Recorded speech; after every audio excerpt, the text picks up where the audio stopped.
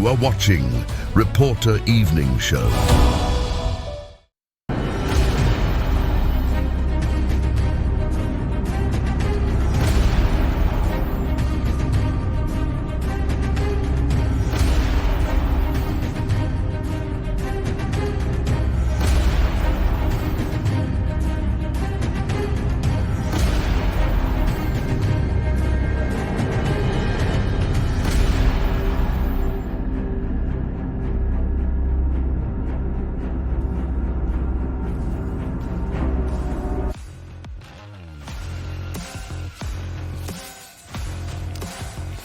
Reporter evening ഷോയിലേക്ക് വീണ്ടും സ്വാഗതം. എക്സോളജിക്കൽ CPIM ബാക്ക് ഫൂട്ടിൽ നിൽക്കുമ്പോൾ PV അൻവറിന്റെ വക സതീശനെതിരെ ഒരു അഴിമതി ആരോപണം. സിൽവർ ലൈൻ പദ്ധതി അട്ടിമറിക്കാൻ പ്രതിപക്ഷ നേതാവ് കൈക്കൂലി വാങ്ങിയെന്നാണ് PV അൻവറിന്റെ ആക്ഷേപം നിയമസഭയിൽ ഉന്നയിക്കപ്പെട്ടത്.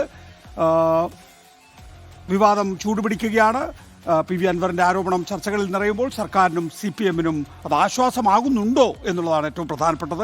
സഹതാപമാണ് പിണറായി വിജയനോട് തോന്നുന്നത് എന്നായിരുന്നു VD സതീശൻ പരിഹസിച്ചു വിട്ടത്. എന്താണ് ഇക്കാര്യത്തിൽ പറയാനുള്ളത്? PV അൻവറിന് എന്താണ് ഇക്കാര്യത്തിലുള്ള പ്രതിരോധം എന്നാണ് നമുക്കറിയേണ്ടത്. കാണാം. ഫെബ്രുവരി 2021 ഫെബ്രുവരി മാർച്ച് മാസങ്ങളിൽ 150 കോടി രൂപയാണ് ഇലക്ഷൻ ഫണ്ട് എന്ന നിലക്ക് കൈക്കൂലിയായി ശ്രീ VD സതീശന്റെ കയ്യിലെത്തിയിട്ടുള്ളത്. ബാംഗ്ലൂരിൽ നിന്നും ഫ്രോസൺ ചെയ്ത മത്സ്യം കൊണ്ടുവരുന്ന 20 ഫീറ്റ് കണ്ടെയ്നർ ലോറിയിൽ 50 കോടി രൂപ വീതം 3 ഘട്ടങ്ങളിലായാണ് പണം തൃശൂർ ചാവക്കാടിനടുത്തുള്ള ചേറ്റുവക്കടപ്പുറത്ത് എത്തിച്ചത്. പ്രതിപക്ഷ നേതാവ് കർണാടകയിലാണ് ഈ പണം കൊണ്ട് നിക്ഷേപിച്ചിട്ടുള്ളത്.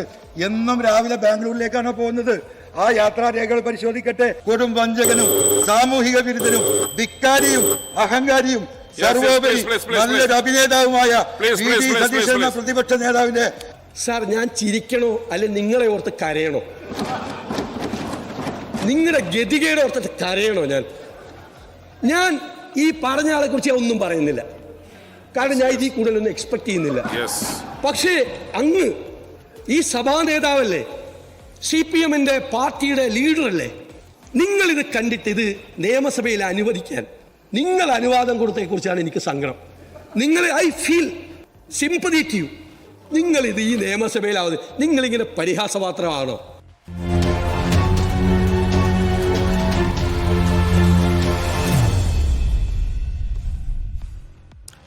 PV Anvar MLA, advocate Muhammad Shaji Raghavan, BJP നേതാവ് N ശ്രീകുമാർ, രാഷ്ട്രീയ നിരീക്ഷകൻ എന്നിവരാണ് നമ്മോടൊപ്പം ഉള്ളത്.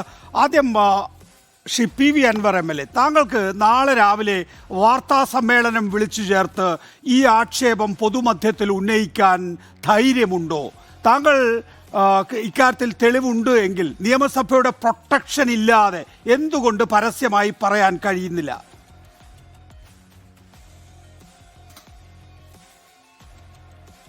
ഒരു സാമാജികൻ MLA എന്ന നിലക്ക് ഞങ്ങൾ ആധികാരികമായി പറയേണ്ട ഫോറം നിയമസഭയാണ്.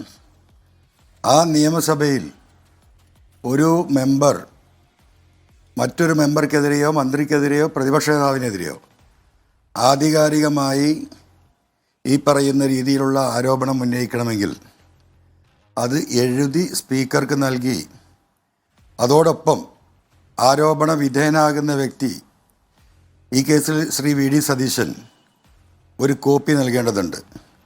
അങ്ങനെ ആ 2 വ്യക്തികൾക്കും, സ്പീക്കർക്കും അതുപോലെ തന്നെ ആരോപണ വിധേയനായ പ്രതിപക്ഷ നേതാവിനും വ്യക്തമായ കത്ത് നൽകിക്കൊണ്ട് തന്നെയാണ് ഔദ്യോഗികമായിട്ട് നിയമസഭയിൽ ഈ വിഷയം അവതരിപ്പിച്ചിട്ടുള്ളത്.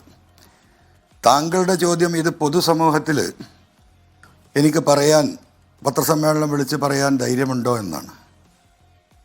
പൊതുസമൂഹത്തോട് തന്നെയാണ്. കേരളത്തിൻ്റെ നിയമസഭ എന്ന് പറയുന്നത് കേരളത്തിലെ 3.5 കോടി ജനങ്ങളുടെയും നിത്യനിദാന ജീവിത വിഷയങ്ങൾ ചർച്ച ചെയ്യപ്പെടുന്ന വേദിയാണ്. അങ്ങാടിയിലിരുന്ന് പറയുന്നതിനേക്കാളും ഏറ്റവും ഉത്തരവാദിത്വ ബോധത്തോടു കൂടി സഭയ്ക്കുള്ളിൽ ചട്ടങ്ങൾ പാലിച്ച് എഴുതി കൊടുത്തുകൊണ്ട് തന്നെയാണ് ഈ ആരോപണം ഞാൻ ഉന്നയിച്ചിട്ടുള്ളത്. Shri P V Anvar MLA, താങ്കൾ പറയുന്നത് ഇലക്ഷൻ ഫണ്ടാണ്, പറയാനുള്ള ഉത്തരം അതാണ്. അഴിമതി എന്ന നിലയിലാണ് പണം എത്തിയത് എന്നാണ്. ഇലക്ഷൻ ഫണ്ടാണെങ്കിൽ അത് അഴിമതിയാവുന്നത് എങ്ങനെയാണ്? ഇലക്ഷൻ ഫണ്ടാണ്.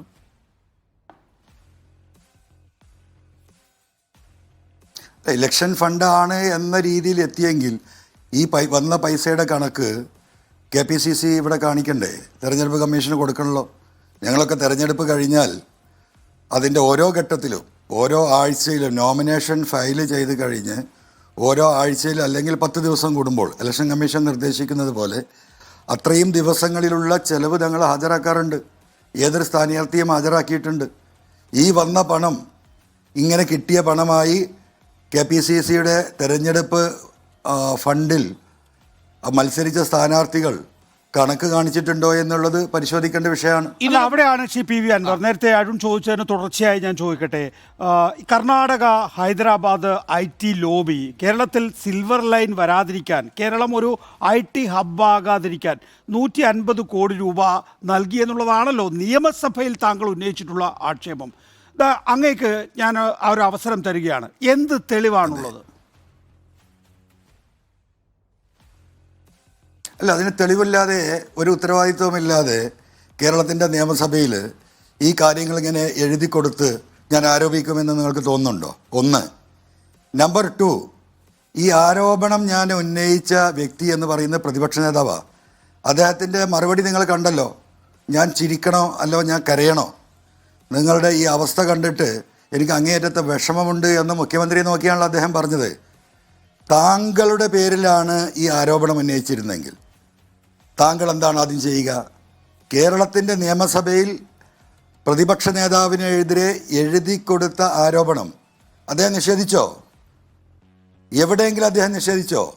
മറുപടി പ്രസംഗത്തിൽ ഞാൻ അന്വേഷണം നേരിടാനാണ് തയ്യാറാണ് എന്ന്. അല്ല, അത് പരിഹാസം എന്ന് പറയുന്നത് അതല്ലല്ലോ ഒരു പ്രതിപക്ഷ നേതാവിൽ നിന്നുണ്ടാവേണ്ടത്. അങ്ങനെ അതോ പറഞ്ഞത് പുള്ളി നല്ലൊരു അഭിനേതാവാണ് കൂടിയെന്ന് ഞാൻ പറഞ്ഞിട്ടുണ്ട്. അങ്ങനെ അഭിനയിച്ച് അങ്ങ് രക്ഷപ്പെടാൻ സാധിക്കുമോ? തനിക്കെതിരെ ഇത്രയും ഗൗരവമായ ഒരു ആരോപണം ഒരു MLA ആരോപിക്കുമ്പോൾ അതിന് തെളിവ് ചോദിക്കേണ്ട. എന്താ അദ്ദേഹം തെളിവ് ചോദിക്കാതിരുന്നത്? തെളിവുണ്ടെങ്കിൽ ഹാജരാക്കട്ടെ എന്ന് അദ്ദേഹം പറഞ്ഞോ?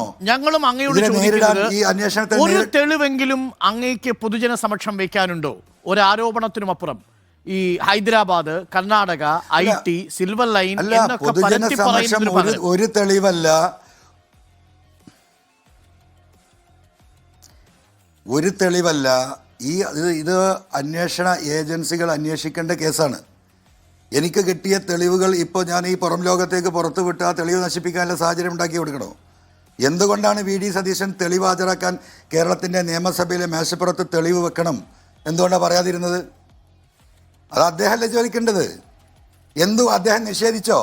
ഈ പണം കിട്ടിയില്ല എന്ന് അദ്ദേഹം നിഷേധിച്ചോ? അദ്ദേഹം എന്താണ് ഒരു ഹാസ്യ നാടകം അഭിനയിച്ച് മെല്ലെ അങ്ങ് രക്ഷപ്പെട്ടു പോവുകയല്ലേ ചെയ്തത്? നോക്കൂ ശ്രീ പി വി അൻവർ, കേരള മുഖ്യമന്ത്രി പിണറായി വിജയന്റെ മകൾ വീണ വിജയനെതിരെ എക്സാലോജിക് ആരോപണം ഇന്നോ അല്ലെങ്കിൽ നാളെ കേരള നിയമസഭയിൽ അടിയന്തര പ്രമേയമായി വരാനിരിക്കുന്ന ഘട്ടത്തിൽ നേരത്തെ തയ്യാറാക്കിയ ഒരു തിരക്കഥയിൽ പിണറായി വിജയന് ഡിഫൻസ് കൊടുക്കുകയല്ലേ യഥാർത്ഥത്തിൽ താങ്കൾ ചെയ്യുന്നത്? ബഹുമാനപ്പെട്ട മുഖ്യമന്ത്രിക്കെതിരെ എത്ര ആരോപണങ്ങൾ ഉന്നയിച്ചു. പ്രതിപക്ഷം മാത്രമല്ലല്ലോ, നിങ്ങളൊക്കെ ഉന്നയിച്ചതാണല്ലോ. കഴിഞ്ഞ 7 വർഷമായി ആവർത്തിച്ച് മുഖ്യമന്ത്രിക്കെതിരെ, മുമ്പ് പാർട്ടിയുടെ സെക്രട്ടറി ആയിരുന്ന സഖാവ് കൊടിയേരിക്കെതിരെ, മകനെതിരെ, കുടുംബത്തിനെതിരെ, മരുമകനെതിരെ നിങ്ങളൊക്കെ ഇപ്പോഴും ഈ ആക്ഷേപങ്ങളും ഈ പറയുന്ന രീതിയിലുള്ള ആരോപണങ്ങളും ഉന്നയിച്ചു കൊണ്ടേയിരിക്കുകയാണല്ലോ. കേരളത്തിലെ ഇന്ത്യയിലെ മുഴുവൻ ഏജൻസികളും അന്വേഷിച്ച എത്ര സംഭവങ്ങൾ ഇപ്പോഴും മുടങ്ങിയിട്ടില്ലല്ലോ. ഇപ്പോഴും അന്വേഷണം നടക്കുകയല്ലേ. ഇതൊക്കെ നിൽക്കുമ്പോൾ ബഹുമാനപ്പെട്ട മുഖ്യമന്ത്രിയെ രക്ഷിക്കാൻ ഇങ്ങനൊരു കൗണ്ടർ ആരോപണം ഉന്നയിക്കേണ്ട ഗതികേടൊന്നും കേരളത്തിലെ ഇടതുപക്ഷ ജനാധിപത്യ മുന്നണി പ്രവർത്തകർക്കോ MLA മാർക്കോ ഉണ്ടായിട്ടില്ല. പ്രതിപക്ഷ നേതാവിനോട് ശ്രീ പി വി അൻവർ, വാദത്തിന് വേണ്ടി താങ്കൾ പറഞ്ഞത് സമ്മതിക്കാം. പക്ഷേ സിൽവർ ലൈൻ മുടങ്ങിയ ഘട്ടമുണ്ട്, സിൽവർ ലൈനെതിരായി സമരങ്ങൾ നടന്ന ഘട്ടമുണ്ട്. 2021 പദ്ധതിയെ ഭീകരരൂപിയായി അങ്ങനെ ഒരു ആഖ്യാനം കൊടുത്തയാളാണ് പ്രതിപക്ഷ നേതാവ് വി ഡി സതീശനെങ്കിൽ ഒരു സംഭവം ഉണ്ടായാൽ ഉടനടി പ്രതികരിക്കുന്ന പി വി അൻവർ MLA എന്തുകൊണ്ടാണ് ഇത്ര വൈകിയത്? നേരത്തെ നികേഷ് സാർ സൂചിപ്പിച്ചതുപോലെ ഒരു ഡിഫൻസ് എടുക്കേണ്ട ഘട്ടത്തിലേക്ക് കാത്തുവെക്കുകയായിരുന്നോ ഇത്? എപ്പോഴാണ് താങ്കൾ ഇതേക്കുറിച്ച് അറിഞ്ഞത്? ഈ 150 കോടി വന്നതിനെ കുറിച്ചും കൈമാറിയതിനെ കുറിച്ചും? അല്ല, ഞാൻ വൈകി എന്നത് എന്തിന്റെ അടിസ്ഥാനത്തിലാണ് നിങ്ങൾ പറയുന്നത്?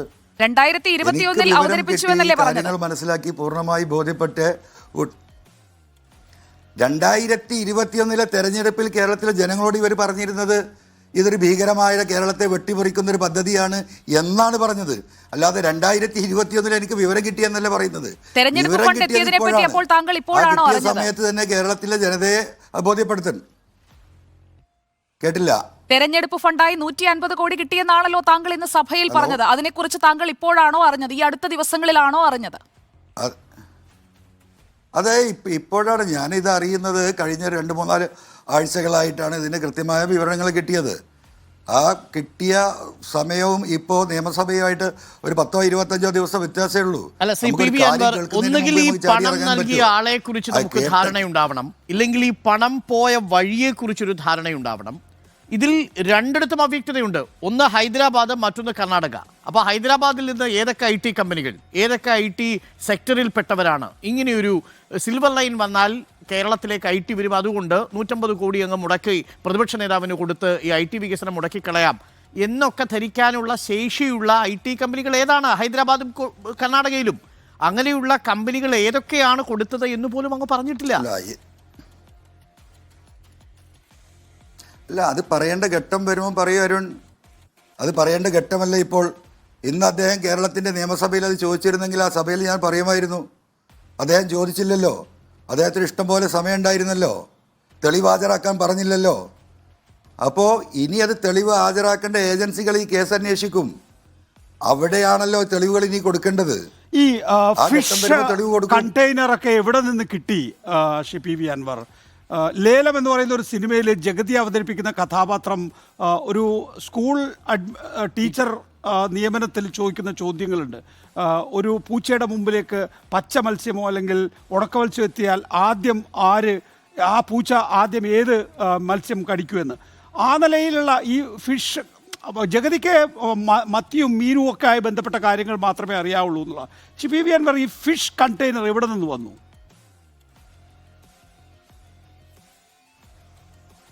ഫിഷ് കണ്ടെയ്നർ എവിടെ നിന്ന് വന്നു, പണം ആര് കൊടുത്തു, പണം എങ്ങനെ വന്നു, പണം എവിടെയാണ് ചെലവഴിച്ചത് എന്ന് അറിയണമെങ്കിൽ, അതിനെ കൃത്യമായി അറിയണമെങ്കിൽ അത് കൈകാര്യം ചെയ്ത ഈ വി ഡി സതീശനോട് തന്നെ ചോദിക്കേണ്ടത്. താങ്കൾക്ക് എങ്ങനെ അറിവ് കിട്ടി ഫിഷ് കണ്ടെയ്നറിലാണ് ഈ പണം വന്നത് എന്ന്? ഈ മറ്റുള്ള അറിവുകൾ എങ്ങനെയാണോ കിട്ടിയത്, അത് ആ അറിവിൽ നിന്ന്, അതുമായി ബന്ധപ്പെട്ടവരിൽ നിന്ന് തന്നെയാണ് ആ അറിവും എനിക്ക് കിട്ടിയിട്ടുള്ളത്. അത് ഇതേ കാര്യം തന്നെയല്ലേ ഇപ്പോൾ മുഖ്യമന്ത്രി പിണറായി വിജയൻ ഡോളർ കടത്തി എന്ന് പ്രതിപക്ഷം ആരോപിക്കുന്നതും ഇതേ കാര്യത്തിൽ തന്നെയാണ്. ഇതേ കാര്യമാണ് താങ്കളും ഇപ്പോൾ ഉന്നയിച്ചിരിക്കുന്നത്. അല്ല, ആ കാര്യവും ഈ കാര്യവും തമ്മിലുള്ള ബന്ധം എന്താണ്, വ്യത്യാസം എന്താണെന്ന് എനിക്കറിയില്ല. അന്ന് ഈ പറയുന്ന കാര്യങ്ങളൊക്കെ ബഹുമാനപ്പെട്ട മുഖ്യമന്ത്രിയും ഉത്തരവാദിത്തപ്പെട്ടവരും കൃത്യമായി നിഷേധിച്ചതാണ്. എന്തുകൊണ്ട് ഇദ്ദേഹം നിഷേധിച്ചില്ല? കേരളത്തിൻ്റെ നിയമസഭയിൽ അദ്ദേഹം എന്തുകൊണ്ടാണ് നിഷേധിക്കാതിരുന്നത്? എന്തുകൊണ്ടാണ് ഇത്ര വലിയൊരു ആരോപണം ഉന്നയിക്കുമ്പോൾ തെളിവ് ഉണ്ടെങ്കിൽ മേശപ്പുറത്ത് വെക്കണം എന്ന് എന്തുകൊണ്ട് പ്രതിപക്ഷ നേതാവ് പറഞ്ഞില്ല? എന്തുകൊണ്ട് പറഞ്ഞില്ല? എന്തായിരുന്നു അദ്ദേഹത്തിന് തടസ്സം? അഡ്വക്കേറ്റ് മുഹമ്മദ് ഷാ, എന്തായിരുന്നു തടസ്സം? അത് നിങ്ങൾ അദ്ദേഹത്തോട് ചോദിക്കണ്ടേ? അല്ല, ദയവായി തുടരുക സർ. അഡ്വക്കേറ്റ് മുഹമ്മദ് ഷാ, താങ്കളുടെ മറുപടി. അല്ല, ഞാൻ അദ്ദേഹം ആവശ്യപ്പെടേണ്ട ആവശ്യമുണ്ടോ എനിക്കറിയില്ല. അൻവറിന് അദ്ദേഹത്തിൻ്റെ തെളിവുണ്ടെങ്കിൽ തെളിവ് നിയമസഭയിൽ വെക്കണമെങ്കിൽ ആവശ്യപ്പെടലൊന്നും റിക്വയർഡല്ല. ഞാൻ ഒരു കാര്യം പറയാം. ഈ കേരളയുമായി ബന്ധപ്പെട്ട വിഷയങ്ങളിൽ കോടതിയിൽ കേസ് നടത്തിയൊരു അഭിഭാഷകനിലൂടെയാണ് ഞാനും അഡ്വക്കേറ്റ് പ്രീതയും അഡ്വക്കേറ്റ് ജയശങ്കറും ഉൾപ്പെടെയുള്ള ആളുകളാണ് കേസ് നടത്തിയത്. കേരളത്തിൽ അങ്ങോളം ഇങ്ങോളം കേരളയിൽ ഒരു ജനങ്ങളുടെ ഇടയിൽ ഭയങ്കരമായ അവർ വയലൻ്റായിട്ട് അതിനോട് പ്രതികരിച്ചു തുടങ്ങി. കാരണം പെട്ടെന്നുള്ള ഒരു പ്രഖ്യാപനമാണ്. ആ പ്രഖ്യാപനം വരികയും അവരുടെ വീടുകളിൽ കല്ലിടുകയും ഒക്കെ ചെയ്തു കഴിഞ്ഞപ്പോൾ അവർ വികാരത്തോടു കൂടി അതിനോട് പ്രതികരിച്ചു. തെക്കൻ കേരളത്തില് ഒരു എന്താ പറഞ്ഞ ഒരു സംവിധാനം ഞാൻ പറഞ്ഞു തീർത്തോട്ടെ. അതുപോലെ തന്നെ പിന്നെ വടക്കൻ കേരളത്തിൽ ടി ഇസ്മായിലിൻ്റെ ഒക്കെ നേതൃത്വത്തിൽ സമിതികളുണ്ടാക്കി അവർ സമരത്തിന് വന്നു. അതൊക്കെ കഴിഞ്ഞ് കാലങ്ങൾക്ക് ശേഷമാണ് പ്രതിപക്ഷം ഇതൊക്കെ ഏറ്റെടുക്കുന്നത് തന്നെ. കോടതിയിൽ പോയി, കോടതി അത് പിന്നെ ഇൻ്റർഫിയർ ചെയ്തു, സ്റ്റേ ഓർഡർ കൊടുത്തു. അതിനുശേഷം പലതരത്തിലുള്ള ക്വസ്റ്റ്യൻസും കൊറീസും അങ്ങോട്ടും ഇങ്ങോട്ടും ഒക്കെ ചോദിച്ചു. അങ്ങനെയാണ് ഈ കേരയിൽ ഇല്ലാതാകുന്നത്. കേരളയിലെ അവസാനം അതുകൊണ്ട് ഇപ്പോൾ ഗവൺമെൻറ് രക്ഷപ്പെട്ടു എന്നാണ് ഞാൻ പറയുന്നത്. ഇത്രയും വലിയൊരു ഓവർഹെഡ്സ് എടുത്തു വെച്ചിരുന്നെങ്കിൽ ഇന്നത്തെ ഈ സാമ്പത്തിക സ്ഥിതിയിൽ പോലും പിടിച്ചു നിൽക്കാൻ പറ്റാത്ത ഈ സർക്കാർ കേരളയിൽ കൂടെ വന്നിരുന്നെങ്കിൽ മുച്ചൂടും മുടിഞ്ഞു പോകുന്ന ഒരവസ്ഥയിലേക്ക് ഉണ്ടാകുമായിരുന്നു. ആ കോടതി വിധികളൊക്കെ ഗവൺമെൻറ്റിനെ സഹായിച്ചു എന്നാണ് ഞാൻ കരുതുന്നത്. അവിടെയൊന്നും ആ പ്രതിപക്ഷ നേതാവിൻ്റെ ഇടപെടലുകൾ അവർ പൊളിറ്റിക്കലി ഉണ്ടായെങ്കിൽ പോലും കേരള എന്ന പദ്ധതി ഇല്ലാതാകുന്നത് തൽക്കാലം വേണ്ടാന്ന് വെച്ചിട്ട് കാര്യം സെൻട്രൽ ഗവൺമെൻറ് സാങ്ഷൻ എടുത്ത് കൊടുക്കാത്തത് കൊണ്ട് തന്നെയാണ്. അത് സംബന്ധിച്ച് കോടതികളുടെ ഇടപെടലുകൾ ഉണ്ടായതുകൊണ്ട് തന്നെയാണ്. പിന്നെ ഇപ്പോൾ അദ്ദേഹം പറഞ്ഞത് PV അൻവർ പറഞ്ഞ കാര്യം അദ്ദേഹത്തിൻ്റെ തെളിവുകളുണ്ടെങ്കിൽ അദ്ദേഹം ആരെങ്കിലും പിന്നെ ഡിമാൻഡ് ചെയ്യാനൊന്നും നിൽക്കണ്ട. ആ തെളിവുകളൊക്കെ അദ്ദേഹത്തിന് പുറത്ത് കൊണ്ടുവരാം. അദ്ദേഹത്തിന് കൊണ്ടുവന്നാണ് ഏതോ ഏജൻസികളിലൊക്കെ അദ്ദേഹം പോകുന്നത് പറയുന്നു. എവിടെയാണോ അദ്ദേഹത്തിന് അത് പ്രൊഡ്യൂസ് ചെയ്യാം. അത് പ്രൊഡ്യൂസ് ചെയ്യുന്നതിനൊന്നും തടസ്സമില്ല. അദ്ദേഹത്തിന് ഉണ്ടോ ഇല്ലയോ എന്ന് അദ്ദേഹത്തിന് മാത്രമേ അറിയത്തുള്ളൂ. അപ്പോൾ അത് ചോദിച്ചിരുന്നെങ്കിൽ കൊടുക്കുമായിരുന്നു അദ്ദേഹം പറഞ്ഞാൽ ചോദിക്കാതെയും കൊടുക്കാം. ചോദിക്കേണ്ട ആവശ്യമൊന്നുമില്ല. ഉണ്ടെങ്കിൽ അതങ്ങ് പ്ലേസ് ചെയ്താൽ പോരെ. അപ്പോൾ അത് ഏതായാലും അത് പ്ലേസ് ചെയ്തിട്ടില്ലാത്തടത്തോളം കാലം നമ്മുടെ മുമ്പിൽ അങ്ങനെ ഒരു രേഖയില്ല. രേഖയില്ലാത്തൊരു കാര്യത്തെക്കുറിച്ച് ഞാൻ എന്താ അഭിപ്രായം പറയാൻ? അദ്ദേഹം തന്നെയാണ് അഭിപ്രായം പറയാൻ. പ്രതിപക്ഷ നേതാവിനും അറിയില്ല, കാരണം അദ്ദേഹവും കണ്ടിട്ടില്ലല്ലോ. എന്തിനാണ് അഡ്വക്കേറ്റ് മുഹമ്മദ് ഷാ പറയുന്നത് പോലെ PV അൻവർ അങ്ങ് ഒരു തെളിവും പുറത്തുവിടാതെ ഒരു ആരോപണം ഇങ്ങനെ കാടടച്ചു വെക്കുന്നു. ആ ആരോപണം പിന്നീട് സാമൂഹിക മാധ്യമങ്ങൾ ഏറ്റെടുക്കുന്നു. നമ്മളടക്കം ചർച്ചയ്ക്ക് വേണ്ടി ആ വിഷയം തിരഞ്ഞെടുക്കേണ്ടി വരുന്ന അവസ്ഥയിലേക്ക് എത്തുന്നു. പക്ഷേ അങ്ങ് പറഞ്ഞതിന് ഒരു തെളിവ് പോലും ഈ ഘട്ടത്തിലുമില്ല. എങ്ങനെയാണ് നമുക്ക് പ്രതിപക്ഷത്തുള്ള ഒരാളോട് ചോദ്യം ചോദിക്കാൻ കഴിയുക? നിങ്ങൾ കൊണ്ടുപോയത് ഈ മത്സ്യവണ്ടിയിലല്ലേ? തന്നത് ഈ കമ്പനിയല്ലേ? കൊണ്ടുപോയത് ബാംഗ്ലൂരിൽ ഇന്ന സ്ഥലത്തേക്കല്ലേ? ഇതിൽ എന്തെങ്കിലും ഒരു തെളിവ് അങ്ങ് തരണ്ടേ? ചാവക്കാട് ഇന്ന വീട്ടിലേക്കല്ലേ?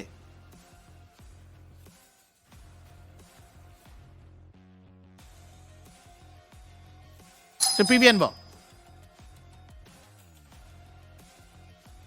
ശരി, കേൾക്കുന്നില്ല, ഒന്ന് ഡിസ്റ്റർബ് ആയി പോയി. ശ്രീ PV അൻവർ ഒരു കാടടച്ച് വെടിവെച്ചിരിക്കുന്നു എന്നതാണ് ഇപ്പോൾ ഒരു പ്രതീതി. അതുകൊണ്ടാണ് പ്രതിപക്ഷത്തിന് ഈ വിഷയത്തിൽ പ്രതികരിക്കാൻ പോലും കഴിയാത്തത്. പണം ആര് കൊടുത്തു, എങ്ങോട്ട് പോയി, ഏതു വണ്ടിയിൽ, ചാവക്കാട്ട് ഏതു വീട്ടിൽ, എങ്ങനെയാണ് ഈ പണം ചെലവഴിച്ചത്? ഇതിനൊക്കെ എന്തെങ്കിലും ഒരു തെളിവിന്റെ കാലംശമെങ്കിലും അങ്ങേക്ക് ഹാജരാക്കാൻ കഴിഞ്ഞാലല്ലേ അതിനൊരു മറുപടി പോലും നമുക്ക് ചോദിക്കാൻ കഴിയൂ PV അൻവർ MLA. അതുകൊണ്ടാണ് ഞങ്ങൾ ആവർത്തിച്ച് ചോദിക്കുന്നത്, ഒരു തെളിവെങ്കിലും ഉണ്ടെങ്കിൽ അങ്ങേക്ക് ഈ തത്സമയ ചർച്ചയിൽ വെളിപ്പെടുത്താം.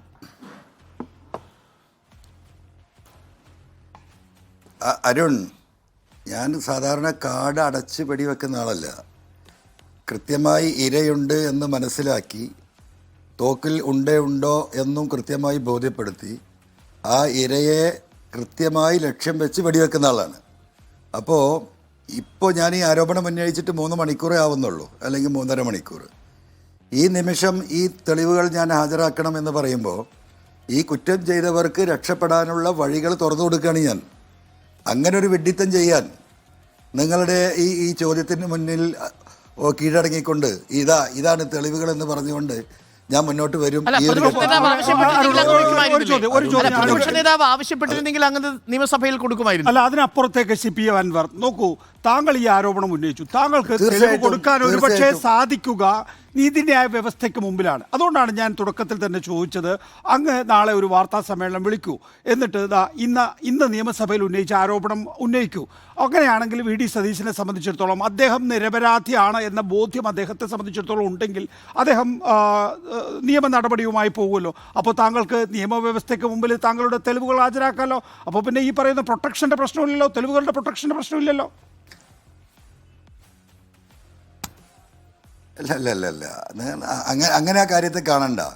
ഞാൻ നാളെ രാവിലെ തന്നെ ഈ പറയുന്ന VD സതീശൻ അപരാധിയാണ് എന്ന് തെളിയിക്കേണ്ട എല്ലാ തെളിവുകളുമായി രംഗത്തിറങ്ങി പത്രസമ്മേളനം വിളിച്ച് ഈ തെളിവുകളൊക്കെ പുറത്തുവിട്ട് നാളെ കോടതിയിലേക്ക് ഈ കാര്യം എത്തുമല്ലോ.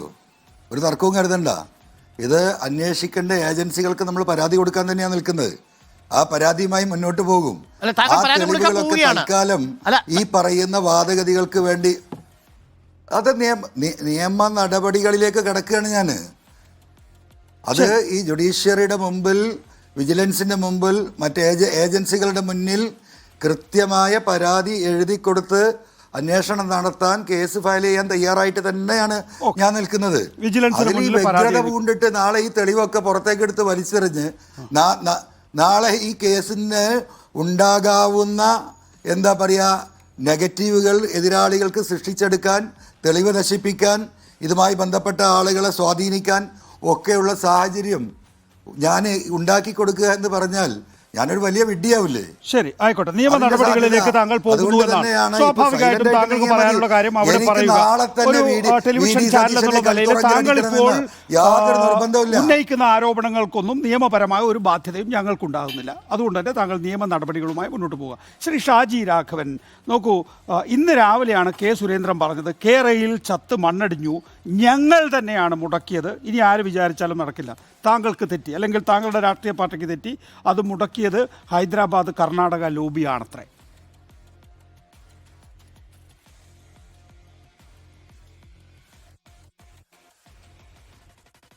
അല്ല, ഇന്ന് കേരളത്തിന്റെ നിയമസഭയെ നമ്മൾ കണ്ടത് നമ്മുടെ രാജ്യത്ത് ദേശീയ തലത്തിൽ ഭരണത്തിലിരിക്കുന്ന ഗവൺമെന്റിന്റെ മുന്നണിക്കെതിരെ ഒരു ഇന്ത്യ മുന്നണി ഉണ്ടായി. ആ മുന്നണിയുടെ ഒരു ഗതികേടായി ഇന്ന് രാജ്യവും കേരളവും കാണുന്നത്. ഇന്ന് നിയമസഭയ്ക്കുള്ളിൽ ഈ ഇന്ത്യ മുന്നണിയിലെ ഒരു ഘടകകക്ഷി തന്നെ ആ മുന്നണിക്ക് നേതൃത്വം കൊടുക്കുന്ന കോൺഗ്രസിനെതിരെ ഉന്നയിച്ചിരിക്കുന്ന അല്ല നേതാക്കന്മാർക്ക് ഉന്നയിച്ചിരിക്കുന്ന ഒരു ആരോപണമാണ്. ശരിക്കും ഈ ഒരു ഇന്ത്യ മുന്നണി ഒരു പരിഹാസ്യ നാടകമായി ഈ രാജ്യത്ത് പര്യവസാനിച്ചു. ഡയറക്റ്റ് വിഷയത്തിലേക്ക് വരൂ. സ്ഥിരമായി പറയുന്ന കാര്യങ്ങൾ പറയാതെ ഷാജി രാഘവൻ, ഇവിടെ ഗുരുതരമായിട്ടൊരു ആക്ഷേപം കേരളത്തിലെ പ്രതിപക്ഷ നേതാവിനെതിരെ ഒരു പേര് അല്ലല്ല പ്രതിപക്ഷ നേതാവിനെ മാത്രമല്ല. അതുകൊണ്ടാണ് ഞാൻ ഈ വിഷയം സംസാരിക്കണമെന്ന് ആഗ്രഹിച്ചത്. ഇന്നിപ്പോ പശ്ചിമ ബംഗാളിൽ ജോഡോ യാത്രയ്ക്ക് രാഹുൽ ഗാന്ധിയോടൊപ്പം തോളോട് തോൾ ചേർന്ന് നിന്ന് നേതൃത്വം കൊടുക്കുന്ന ഒരു നേതാവുണ്ട്, കെ.സി. വേണുഗോപാൽ. ആ വേണുഗോപാൽ ഇടനിലക്കാരനാണെന്നാണ് ഇന്ന് നിയമസഭയിൽ വന്നിരിക്കുന്നത്. ഈ 150 കോടിയുടെ ചർച്ച നടത്തിയതും ഇന്ന് ഇന്ത്യ അല്ല അങ്ങനെ ഒരു ആവശ്യം ഉന്നയിച്ചിട്ടുണ്ടാവാം. ഞാൻ പറഞ്ഞത് ബഹുമാനപ്പെട്ട MLA നിയമസഭയിൽ ഉന്നയിക്കുമ്പോൾ ഗൂഢാലോചന നടത്തിയെന്നാണ് പറഞ്ഞത്, അല്ല കേവലം പറഞ്ഞു പോവുകയല്ല ചെയ്തത്. പ്രവർത്തിച്ച ആളാണ് കേരളത്തിന്റെ പ്രതിപക്ഷ നേതാവ്. ശരി തുടരാം. ശ്രീ ഷാജി രാഘവൻ, കെ.സിയുടെ പേരുണ്ട്. അല്ലല്ല, ഞാൻ പറയാം, ഞാനൊന്ന് പറഞ്ഞോട്ടെ. അതെ, ഞാനതാണ് പറഞ്ഞത്. ഈ ചർച്ച ഇത്രയും നേരമായിട്ടും കെ.സി. വേണുഗോപാലിന്റെ പേര് പറയാതാണ് ഈ ചർച്ച മുമ്പോട്ട് പോകുന്നത്. ഈ രാജ്യത്തുണ്ടാക്കിയ ഇന്ത്യ മുന്നണിക്കകത്തെ പശ്ചിമബംഗാളിലാണെങ്കിൽ നമുക്കറിയാം, മമതാ ബാനർജി രാഹുൽ ഗാന്ധിയെ തറതൊടിക്കാൻ സമ്മതിക്കുന്നില്ല, അവിടെ കാലുകുത്താൻ സമ്മതിക്കുന്നില്ല, കിടന്നുറങ്ങാൻ ഒരു ഗ്രൗണ്ട് പോലും അദ്ദേഹത്തിന്റെ കാരവാൻ അനുവദിക്കുന്നില്ല. അതേ സമയത്താണ് കേരളത്തിൽ ഒരു ഘടകകക്ഷി നിയമസഭയിലുള്ളിലാണ്. നമ്മളതിന്റെ ഗൗരവം മനസ്സിലാക്കണം. ഇവിടെ ബഹുമാനപ്പെട്ട MLA പറഞ്ഞു, അദ്ദേഹം നോട്ടീസ് കൊടുത്തില്ലേ? നോട്ടീസ് കൊടുത്തപ്പോൾ സ്വാഭാവികമായിട്ടും നമ്മൾ എന്തായിരുന്നു പ്രതീക്ഷിച്ചത്? പ്രതിപക്ഷ നേതാവ് നിയമസഭയിൽ സംസാരിക്കുമ്പോൾ ഞാനൊക്കെ പ്രതീക്ഷിച്ചത് അദ്ദേഹം എപ്പോഴും വലിയ വെല്ലുവിളി നടത്തുന്ന ആളാണ്. തെളിവുകൾ നിരത്താൻ അദ്ദേഹം വെല്ലുവിളിച്ചില്ല. അദ്ദേഹത്തിന്റെ പ്രതിരോധം വളരെ ദുർബലമായിരുന്നു. ഈ വിഷയത്തില് ഭരണപക്ഷിയെ ആക്രമിക്കാതെ എന്തിനാണ് നിങ്ങൾ പ്രതിപക്ഷത്തോടൊപ്പം നിൽക്കുന്നത് ഷാജി രാഘവൻ? ഇല്ല, ഭരണകക്ഷി അത് സാധാരണഗതിയിലെ ഭരണപക്ഷത്തെ ആക്രമിക്കുകയാണല്ലോ ചെയ്യുക. ഇപ്പൊ പകരം നിങ്ങൾ ഭരണപക്ഷത്തോടൊപ്പം നിന്ന് പ്രതിപക്ഷത്തെ ആക്രമിക്കുകയാണ്, പ്രതിപക്ഷ നേതാവിനെ ആക്രമിക്കുകയാണ്. പ്രതിപക്ഷ നേതാവാണെങ്കിൽ ഈ സംസ്ഥാനത്ത് പിണറായി വിജയൻ സർക്കാരിലെ എതിരായിട്ടുള്ള എല്ലാ അഴിമതി ആരോപണങ്ങളും നിയമസഭയിൽ വളരെ ശാസ്ത്രീയമായും സമഗ്രമായും അവതരിപ്പിക്കുന്ന ആളാണ്. അദ്ദേഹത്തിനോടൊപ്പം നിൽക്കണ്ട, പക്ഷേ അദ്ദേഹത്തെ ആക്രമിക്കാൻ കൂട്ടുനിൽക്കുക എന്ന് പറയുന്നത് മറ്റൊരു പ്രതിപക്ഷ പാർട്ടിയായ ബി ജെ പിയുടെ ധർമ്മമാണോ? ശ്രീ നികേഷ്, താങ്കൾക്ക് ഇത് പ്രതിപക്ഷവും ഭരണകക്ഷിയുമായിട്ട് താങ്കൾ കാണുമ്പോൾ ഞങ്ങളെ സംബന്ധിച്ചിടത്തോളം ഒരേ മുന്നണിയിലെ ഘടകകക്ഷികളാണ്.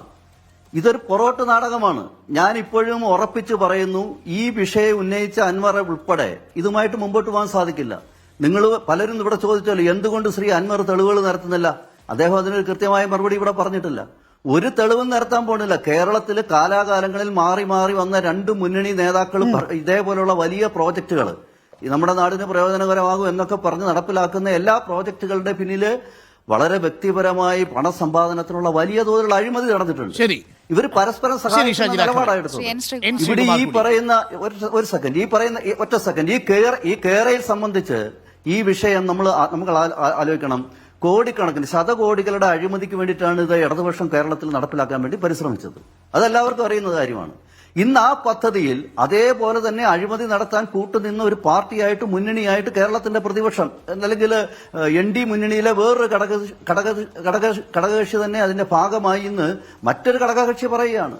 ശരി. അപ്പൊ ഇവിടെ സംഭവിച്ചുകൊണ്ടിരിക്കുന്നത് ഇപ്പൊ താൽക്കാലികമായി തെരഞ്ഞെടുപ്പിന്റെ മുമ്പിൽ ഇവർ ഈ വാദങ്ങളൊക്കെ ഉന്നയിക്കുമെങ്കിലും ഒരു സംശയവും വേണ്ട, ഈ പറയുന്ന അൻവർ ഉൾപ്പെടെ ഒരു തെളിവും ഉണ്ടെങ്കിൽ തന്നെ കൊടുക്കാൻ പോകുന്നില്ല. താൽക്കാലികമായി ഇന്ന് പിണറായി വിജയനും കുടുംബവും അദ്ദേഹത്തിന്റെ മകളും മരുമകനും ഒക്കെ നേടുന്ന വലിയൊരു അഴിമതിയുടേതായ ഒരു വലിയ തലം ഇന്ന് കേരളത്തിലുണ്ട്.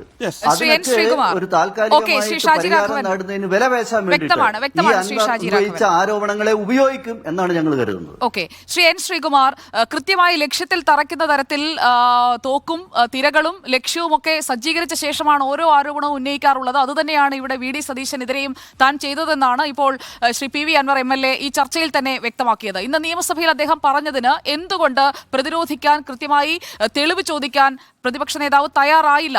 അത് ഒരു തരത്തിൽ പിൻവാങ്ങലാണെന്ന് അദ്ദേഹം പറയുമ്പോൾ അത് ശരിവെക്കുന്നതാണോ ഇന്നത്തെ സഭയിലെ സതീശന്റെ വാക്കുകൾ? ശ്രീമതി സുജയ, ഇവർക്ക് CPM-ന് തെറ്റുപറ്റിപ്പോയി. കാരണം അവർ വിചാരിച്ചത് ഇങ്ങനെ ആക്ഷേപം ഉന്നയിക്കും, അപ്പൊ നമ്മുടെ നാട്ടിൽ സാധാരണ എന്താ, എവിടെ തെളിവ് എന്ന് ചോദിക്കും, അപ്പൊ അതൊരു ചർച്ചയാകും. തെളിവ് ചോദിച്ച് VD സതീശൻ എന്ന് നിങ്ങൾ വാർത്തയാക്കും, ഇല്ലെങ്കിൽ ഏതന്വേഷണവും നേരിടാൻ തയ്യാർ എന്ന് സതീശൻ പറയും, അപ്പൊ അത് വാർത്തയാക്കും. ഇങ്ങനൊക്കെ പ്രതീക്ഷിച്ച് കൊണ്ടുവന്ന ഒരു തിരക്കഥയാണ്. പക്ഷെ ആ തിരക്കഥ, സംവിധാനം, സംഭാഷണം അതൊന്നും ശരിയായില്ല, ചീറ്റിപ്പോയി.